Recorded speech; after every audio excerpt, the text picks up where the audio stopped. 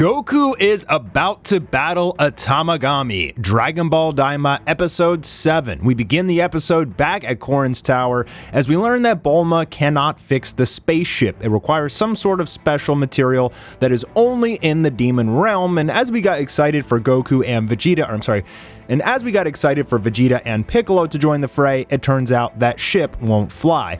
But to the rescue, they meet the character Hybis, who is going to take them to the demon realm. Now we go back to Goku and company. Goku is eating manpuku dumplings, which have the sustenance of 2 meals per bite, I guess. And so just some little comical relief as we see Goku downing these little muffins and his stomach explodes. Back on the ship with Bulma and Hybis, Bulma takes a liking to his dragon radar looking device, which he uses to get through the dimensions. It's like a map. And I have a feeling that Bulma is going to copy this technology, so it may give our team in the future some interdimensional transportation capabilities. That means it could open up Dragon Ball for a lot more in the future. A recurring theme here is Goku and company being stopped by the King's guards who are looking for Goku. They stop Goku and his ship, but Goku is actually able to escape by using instantaneous movement. It's interesting to note that he can use it here in the demon realm. Some people were thinking maybe he couldn't, but I guess as long as he can track onto your key, if he's in the same dimension, he can teleport to you.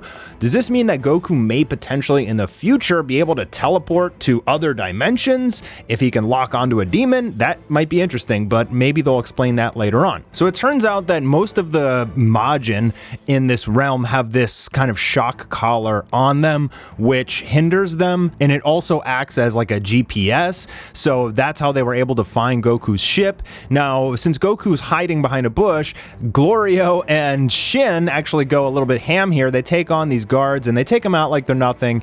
As usual, these guys are just fodder. I mean, pretty much everything in this show so far has been fodder. We see them running from bullets, which is corny in Dragon Ball in my opinion. Like, nobody should ever get hurt by or run from a bullet if your power level is that high. Glorio and Shin take turns taking out all of these ships, and then Goku takes out the last one. And luckily, there's one more Royal Guard ship that is left over, and after they've taken out all this fodder, they've taken out everybody that had opportunity to go tell on Goku, and they got lucky enough to have one ship left intact. I think this is like their 3rd or 4th spaceship by this point. So now we get the whole spiel about this shock collar thing made of a special metal that only is on planet Kaishin where Glins used to live, and it was probably created by Arinsu, one of the villains of this series that is a sibling of Shin. Shin is able to break this off, and now Pansy is free, so she's gonna love Shin and Goku, and I don't think they're ever gonna be able to get rid of her after they just rescued her. And Shin also tells her that everybody can use this magic to break these collars, so I guess they're gonna go and free everyone in the demon world.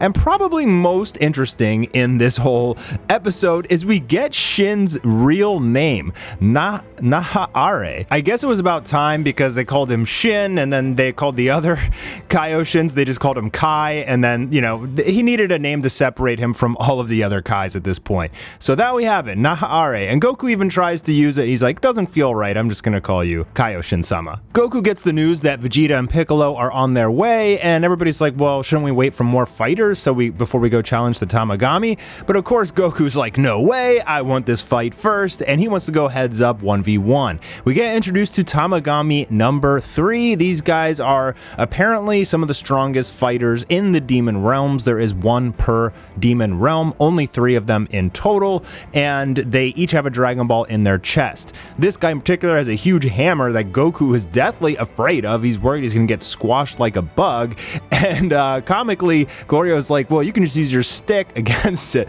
That one gave me a good laugh. I mean, if anything, this show, I've definitely chuckled a lot, and the comedy is very good. So Goku, he's like, hey, I'm gonna get flattened, but you know, it's Goku, and apparently he can just give up if the battle isn't going in his favor. And I think that actually might happen here. He may have to go back and fight again, but first he's gonna get some food, these slimy, greasy looking fish heads, monster heads, I don't know what these things are. Goku asks the waiter, well, how do I fight it? And the waiter's like, well, you just go up and ask it to fight it. And final note information here is that Dabura couldn't beat it. So yes, this thing is strong, potentially, stronger than Super Saiyan, maybe somewhere in between Super Saiyan 1 and Super Saiyan 2 power level. And we know Goku so far can only go Super Saiyan 1. So it will be tough for him for sure. Ponzi asks, well, why is he excited about fighting this thing? And hilariously, Shin is like, well, he's just different like that. That one made me chuckle as well. And as Goku walks up and challenges him, his first words that come out of his mouth shake the entire area around him, trying to just emphasize how powerful of a character this actually is. And although he looks kind of goofy, also kind of cool in some sense of it, he is going to be crazy strong. And then the episode ends, but we do get some clips of them fighting from the next episode preview, and it looks really good actually. The combat seems insane. It appears that they're almost dead even. Goku smacking him with the power pole, but it's not doing much. But near the end of the clip for the next episode, he is able to trip the Tamagami. We see the Tamagami just erupting this massive nuke of destructive power into the ground. Goku gets hit by this hammer and kind of flows with it, but he's able to hop off, and then I think he sticks his power pole in between the Tamagami's legs, and he's able to trip him like that, just using the physics of it. So the power pole and Goku's tiny form are unique in certain different ways, kind of give him advantages in some ways, but obviously not too many. And we're going to get a little bit more of Arinsu and Vegeta and Piccolo. Hopefully we'll be able to see them fight. I'm not really sure who exactly they're going to be fighting. Is Vegeta and Piccolo going to get a chance to fight against a Tamagami? Perhaps, but I feel like those are probably all Goku's fights. They're most likely going to be fighting the Royal King's Guards and just all the fodder and stuff like that.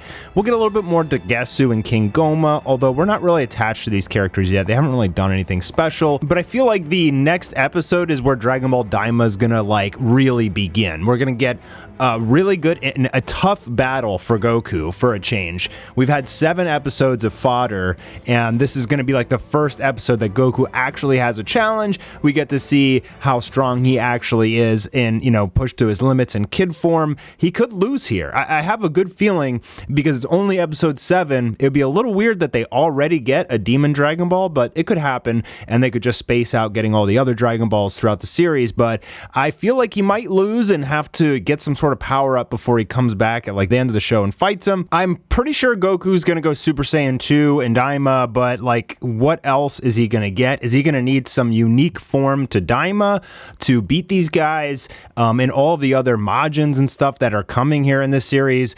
Or is Super Saiyan just enough? Or is he going to get Super Saiyan 4? I think fans really, really want to see Super Saiyan 4 canonized here in Daima, and they would do a great service to the community by giving that to us, but we'll have to see as more episodes come out. I'm Mastar. Hope you enjoyed the review, and I'll see you on the next one.